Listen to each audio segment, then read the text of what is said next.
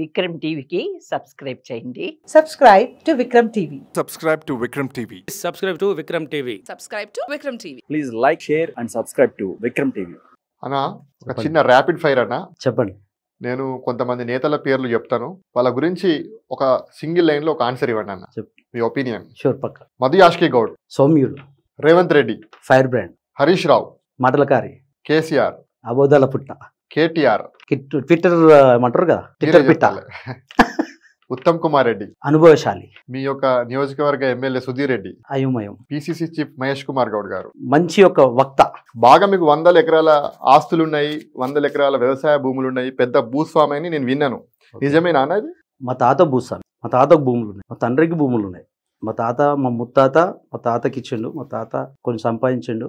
గజ్జి స్వామి అంటేనే ఒక మంచి పేరున్న వ్యక్తి. నీతి నిజాయితీతో కష్టపడి రైతాంగం మీద సంపాదించిన భూములు. అది ఎక్కడొక్కడో మారుమూల గ్రామంలో సంపాదించాలి, ఉన్న హైత్ నగర్లోనే సంపాదించాలి. ఒక మామూలు రైతు కుటుంబంలో పుట్టి ఇవాళ పిసిసి కార్యదర్శి దాకా ఎదిగారు. ఎట్లా సాధ్యమైంది అసలు ఇది? రైతు కుటుంబంలో పుట్టినాడు, మీరు ముందే చెప్పారు. రైతు అనేటోడు ఎవరు? దేశానికి అన్నం పెట్టు. దేశానికి అన్నం పెట్టేటోడు కంపల్సరీగా ఎదగొచ్చు కదా, అంచెలంచెలుగా ఎదగొచ్చు. సో మేము రైతు కుటుంబంలో పుట్టినంత మాత్రాన మేము రాజకీయంగా ఎదగాలని లేదు కదా కంపల్సరీ. సో దేశానికి అన్నం పెట్టే రైతే కంపల్సరీ రాజు. అందుకోసమే ఈ అంచెలంచెలుగా ఎదగడానికి కారణం ఆ రైతు ఒక బిడ్డనై ఎదిగిన. అంటే ఆ రోజుల్లోనే మీ కుటుంబానికి 100 ఎకరాల భూములు ఉన్నాయి, వ్యవసాయ భూములు ఉన్నాయి, పెద్ద భూస్వామి అని చెప్పేసి మీరే చెప్తున్నారు. నేను పాయింట్ గుర్తుపెట్టుకోండి, మీరు అన్నారు అది మీకు భూములు ఉన్నాయని. అంటే భూములు ఉన్నాయి వాస్తవం, 100 ఎకరాలు ఉన్నాయని నేను చెప్పలే కదా, మీకు భూములు ఉన్నాయి వాస్తవం. సరే, భూస్వామే కాదా మీరు? భూస్వామి కాదు, రైతు కుటుంబం నుంచి వచ్చిన వాళ్ళము. భూస్వామి అంటే 1000 ఎకరాలు ఉన్న వాళ్ళం కాము కదా. 100 ఎకరాలు ఉన్నా కానీ భూస్వామి అంటే 100 ఎకరాలు ఎక్కడ ఉన్నాయండి?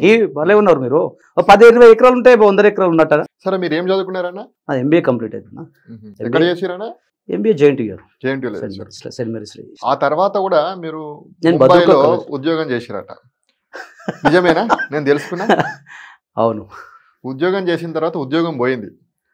చెప్తారండి, నాకు అర్థం కాదు. మీకు ఇట్లా తెలుసు? ఇవన్నీ తెలుసదన్న, మీరేందో మాకు తెలుసు. ఓకే, మీరు ముంబైలో ఉద్యోగం చేసిన తర్వాత ఉద్యోగం పోయింది.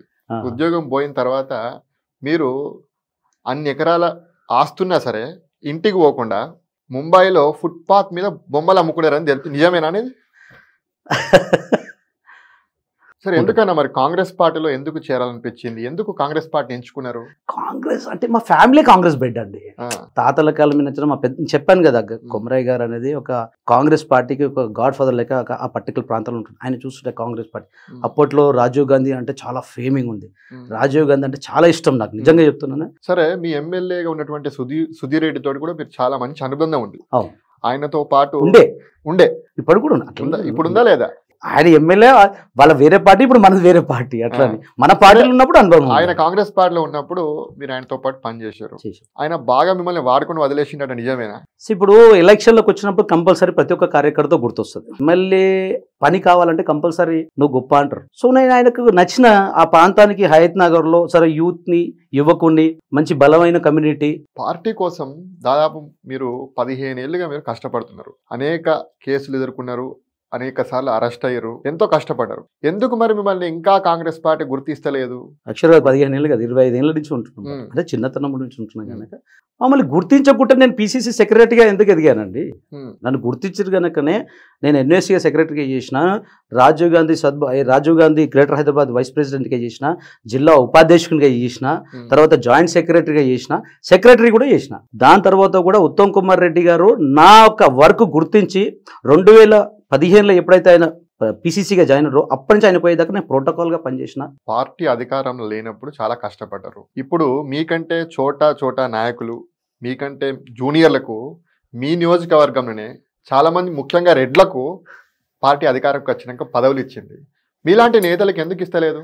ఇస్తుంది, మనం ఎందుకు తొందరపడాలి? ఇప్పుడు ఒక సాగ్రిగేషన్ చేసుకుంటుంది. ఇప్పుడు రేవంత్ రెడ్డి గారు వాస్తవంగా చెప్పాలంటే, మీకు రేవంత్ అన్న అంటాం మేము జనరల్గా, మీరు అందరూ రేవంత్ అన్న గారు మాకు 2017లో ఆయన 2017 పార్టీలోకి వచ్చిండు. 2018లో కొడంగల్ నుంచి పోటీ చేసిండు.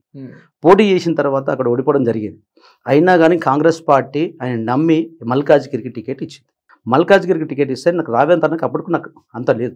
అయినా కానీ వాళ్ళ బ్రదర్ కొండల్ గారు రావడం జరిగింది. మమ్మల్ని కంపల్సరీ మనం గెలిపించుకోవాలన్నారు. మధు యాష్కి గౌడ్ గారు కనుక ఇవాళ ప్రభుత్వంలో ఒక కీలక స్థానంలో ఉంటే కనుక గజ్జి భాస్కర్ యొక్క ప్రాధాన్యత, గజ్జి భాస్కర్ యొక్క ప్రభుత్వంలో స్థానం వేరే రకంగా ఉండేది అని అనుకోవచ్చా? అనుకోవచ్చు, ఆబ్వియస్లీ అనుకోవచ్చా? అనుకోవచ్చు. మధు యాష్కి గారి సపోర్ట్ లేకపోవడం వల్లనే ఇవాళ మధు యాష్కి గారు సపోర్ట్ లేదని అంటలేదు. ఇప్పటికి కూడా మధు యాష్కి గారు సపోర్ట్ ఉంది నాకు. భలేవారు మీరు అట్లా అనకండి. మధు యాష్కి గారికి ఆయన గెలిచిన ఉంటే ఇలా ప్రభుత్వంలో కీలకమైన పోస్టులో ఉంటుంటే మాలాంటి కార్యకర్తలకు కంపల్సరీ ఆయన నియోజకవర్గానికి సంబంధించిన ఉన్నాం కనుక ఆయన ఈజీగా ఐడెంటిఫై చేసుకొని మాకు వెలివేషన్ ఇస్తుండే. మీరు నమ్ముకున్న సీఎం రేవంత్ రెడ్డి గారు కానీ, మీరు నమ్ముకున్న ఉత్తమ్ కుమార్ రెడ్డి గారు కానీ, వీళ్ళెవరు కూడా మీకు అంత సహాయం చేయట్లేదు పదవి తెచ్చుకోవడంలో అనేది అంటే సమస్యనే లేదు. అది రాంగ్. అది ఈ రోజు గజ్జి భాస్కర్ అన్న వ్యక్తి, ఉత్తమ్ కుమార్ రెడ్డి గారు నాకు రాజకీయ భవిష్యత్తు వాస్తవం చెప్తున్నా.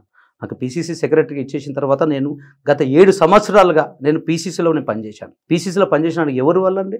ఉత్తమ్ కుమార్ రెడ్డి గారి వల్ల. అట్లాంటప్పుడు మీకు పదవి రాకుండా అడ్డుకుంటున్నది ఎవరు చెప్పండి డైరెక్ట్ గా? పదవి రాకుండా అడ్డుకునేది సమస్యనే లేదండి. మాకు కంపల్సరీ వాస్తవంగా చెప్తున్నాం, నేను నా వర్క్ తోటి ఇవాళ నేను జనరల్ కేటగిరీలో ఉన్నా. ఇంత సర్వీస్ చేసేటువంటి గజ్జి భాస్కర్ కు ఎందుకు రాజకీయంగా బ్రేకులు పడుతున్నాయి? మరి బ్రేకులు అనే సమస్యనే లేదండి. నేను ఇప్పటికి కూడా వాసం కాంగ్రెస్ పార్టీలో వెల్ నోటెడ్ పర్సన్ని. సీఎం గారికి కానీ మా మినిస్టర్ గారికి ఉత్తమ్ కుమార్ రెడ్డి గారికి మా మదన్న నిజంగా చెప్తున్నా, నేను తమ్ముడు లెక్క చూస్తాను నన్ను ఈ రోజు కూడా. మీ గురించి వదిలేయండి, మీ సామాజిక వర్గం గురించి మనం మాట్లాడదాం. ఓకే, ఇవాళ రాష్ట్రంలో బీసీ సామాజిక వర్గంలో కానీ యాదవ సామాజిక వర్గం చాలా కీలకం. అట్లాంటి యాదవ సామాజిక వర్గానికి ఈ రాష్ట్ర మంత్రివర్గంలో ఒక్క మంత్రి పదవి ఇవ్వలేదు, కనీసం ఒక కార్పొరేషన్ చైర్మన్ ఇవ్వలేదు. ఎందుకు దాని మీద మీరు మాట్లాడతలేరు? కార్పొరేషన్ చైర్మన్ ఇవ్వలేదని కాదు, మంత్రివర్గం ఇవ్వలేదని మీరు అంటారు. మాకు రాష్ట్రంలో మా సామాజిక వర్గం నుంచి నేను గెలవలేదు కనుకనే మాకు మంత్రివర్గంలో పోస్ట్ దక్కలేదు. సో ఈ యొక్క సంవత్సరం కాలంలో కూడా ఫస్ట్ క్యాబినెట్ ఏదైతే డిసైడ్ అయిందో అదే క్యాబినెట్ ఉంది, కానీ ఇప్పుడు మళ్ళీ అయితే క్యాబినెట్ అయితే సవరణ చేయలేదు కండి. సరే, ఈ యాదవ కమ్యూనిటీ నుంచి ఏమన్నా పదవులు ఇస్తే గజ్జి భాస్కర్ పేరు పరిశీలన ఉంటుందా? ఉంటుంది, కంపల్సరీ, ఆబ్వియస్గా ఉంటుంది. మీరు ఏమైనా రిక్వెస్ట్ చేసిరా ముఖ్యమంత్రి గారికి? ముఖ్యమంత్రి మైండ్ లోనే ఉన్నామండి మేము. ముఖ్యమంత్రి గారికి మైండ్ లో ఉన్నాం మేము. గజ్జి భాస్కర్ అంటే ఒకప్పుడు పెద్ద ఫైర్ బ్రాండ్, ఈ మధ్య కాలంలో కొంత సైలెంట్ అయినట్టున్నాడు. ఫైర్ బ్రాండ్ ఏముంటుందండి, తప్పు చేసి ఎవరినైనా కానీ నిందిస్తా. ఇప్పుడు కూడా అదే, ఇప్పటికి కూడా అంతే. వాసన తప్పు జరిగిందంటే కంపల్సరీ నిందిస్తా. సరే, ఓకే, ఇదంతా పోతే ఏడాది కాలం గడుస్తుంది, ప్రభుత్వం వచ్చి 1 year సంబరాలు కూడా జరుగుతున్నాయి. ముందుగా ప్రభుత్వం ఏడాది పాలన పూర్తి చేసుకున్నందుకు మీకు కంగ్రాచులేషన్స్. Thank you. మీకు కూడా, ఎందుకంటే మీరు కూడా తెలంగాణ కంపల్సరీ మీకు కూడా congratulation. Thank you.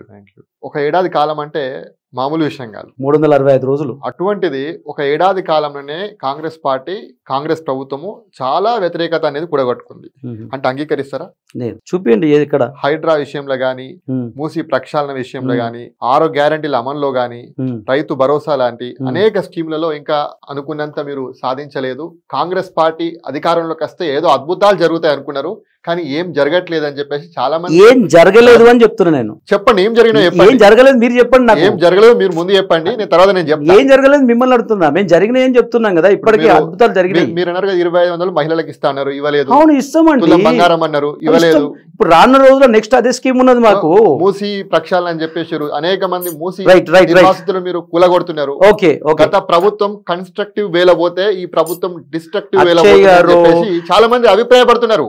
Axar Hydraa అని ఒక మీరు లేపుతున్నారు ప్రతిపక్షాలకు. ఒకటి అది స్టార్ట్ చేసిందే ప్రతిపక్షాలలో. ఈ రోజు గతంలో 60 ఏళ్ళు మీరే ఉన్నారు, ఈ బీఆర్ఎస్ పార్టీ 10 ఏళ్ళే ఉన్నారు అధికారంలో. ఇదే మూసి నిర్వాసితులు ఎవరైతే మూసి చుట్టుపక్కల ఎవరైతే ఇళ్లు కట్టుకుని నివాసం ఉంటున్నారో వాళ్ళకి ఇళ్ల పట్టాలు ఇచ్చింది కాంగ్రెస్ పార్టీ కాదా? ఓ పని, అది మూసి పక్కకు ఇళ్ల పట్టాలు ఇచ్చారు. మీరు చూపించండి, ఎక్కడ ఇళ్ల పక్కకు పట్టాలు ఇచ్చారు. చూపెడతాను, చూపించండి. మీరు చెప్తాను. ఏవైతే గుర్తుపెట్టుకో, 10 ఏళ్ల తర్వాత కేసీఆర్ గారు, ఇంతకుముందు 10 ఏళ్ల కంటే ముందు కేసీఆర్ గారు సీఎం ఉండే. కాంగ్రెస్ పార్టీ అధికారంలోకి వస్తే అద్భుతాలు జరుగుతాయి, ఏదో జరిగిపోతుంది అనుకుంటే ఏం జరగలేదు.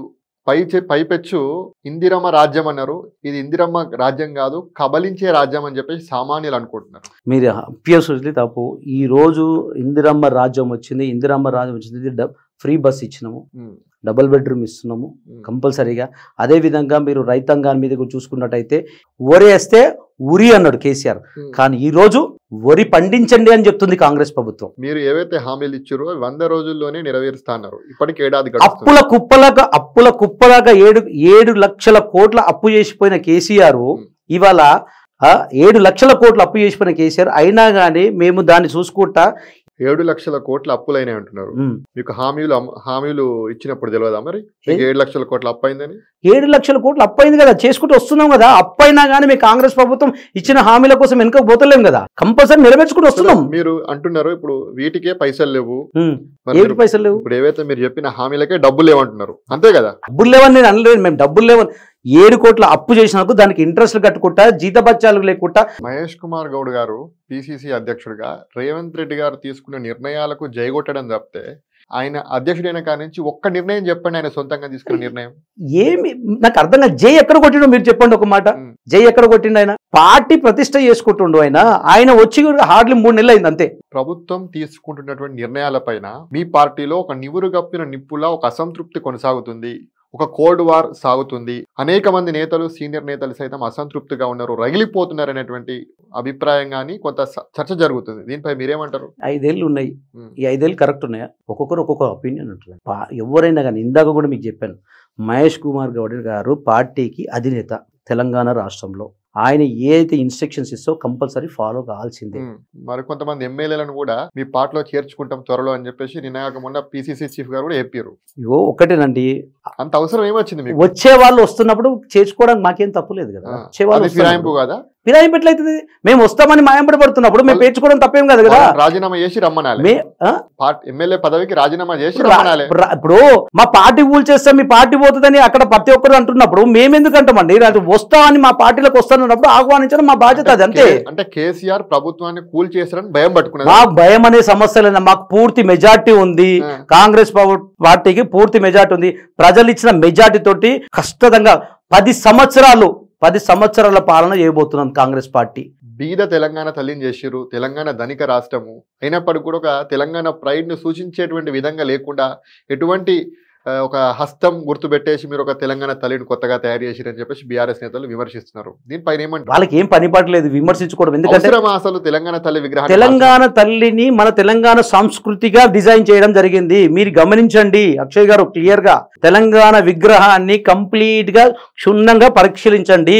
అది తెలంగాణ తల్లి మన తెలంగాణ సంస్కృతి చెందినట్టుగా ఆమె నడుముకున్న ఒక చున్ని కూడా పొంగు బిగించి కట్టిరు, అంతేగాని ఏ సొంగులతో ఆడబాటలతో చేయలేదు. తెలంగాణ తల్లి ఎలా అయితే సింపుల్ గా ఉంటారో మన అక్క చెల్లెళ్ళు ఆడబడుచులు ఎలా ఉన్నారో అలా తీర్చిదిద్దిర్రు మా గవర్నమెంట్.